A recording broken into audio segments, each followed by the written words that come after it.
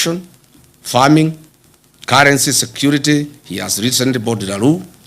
Transport, he has even gone into the matatu in business. He now has over 100 matatus in Nairobi.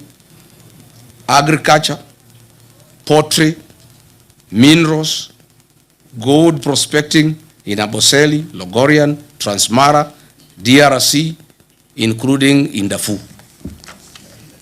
Literally, all business people in Kenya have been driven out of business by William Ruto. The Parliament of Kenya has failed in its legislative oversight and representative role.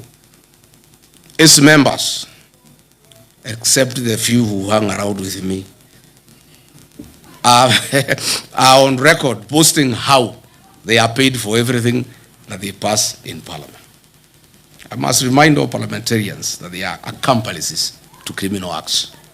Under the archaic leadership of the UDA with winger Moses Wetangula, the National Assembly is one of the major causes of the suffering of Kenyans by passing bad laws like the Finance Bill 2024, whose provisions were later sneaked through amendments and omnibus legislation.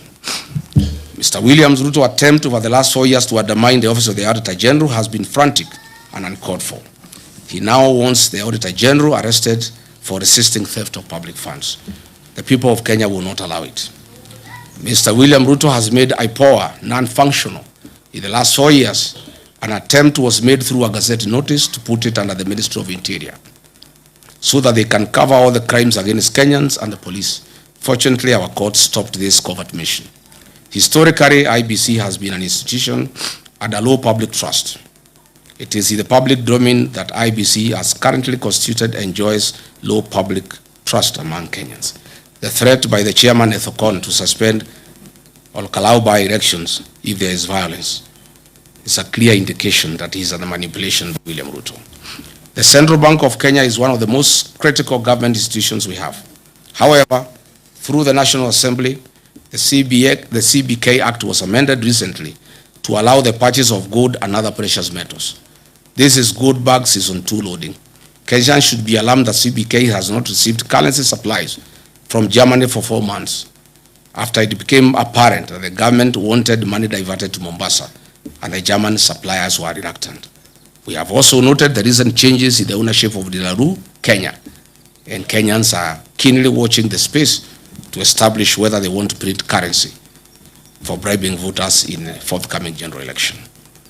Allow me to give 2 practical examples of how William Ruto has captured institutions. I'll use IPOA and KWS as examples.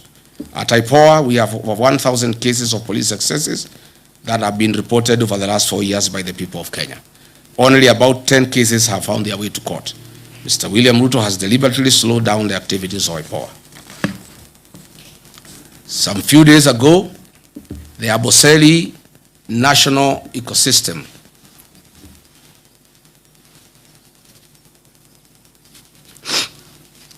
the Aboseli National Park ecosystem, 15 elephants died and some lions died later. We were cheated that they were died through suspected cyanide poisoning from pesticides. Tell the Kenyans the truth, Mr. William Ruto. Doing cyanide lynching to extract good prospects. And this warning goes to the people of Ikolomani in Kakamega, where Mr. William Ruto is eyeing your gold deposits. Be very careful. Again, the CS for Health issued Gazette notice number 11492 on 30th July 2026 on the mandatory inbound travel health insurance for tourists traveling to Kenya to have travel insurance in Kenya. We know the reason. This is because goons are after tourists in the country, and now they want to force an insurance policy down their throats. To demonstrate what professionals in this government feel and go through, allow me to quote Professor Njogona Ndungu, the former National Treasury Cabinet Secretary, during a development forum in Sweden. And I quote, "The capacity to do the right things exists, but is overshadowed by institutional failure, where someone seeks to overrun institutions.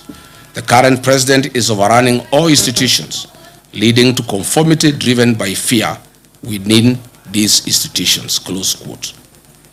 What is this if not impunity of the highest order? Patriotic Kenyans, historically, land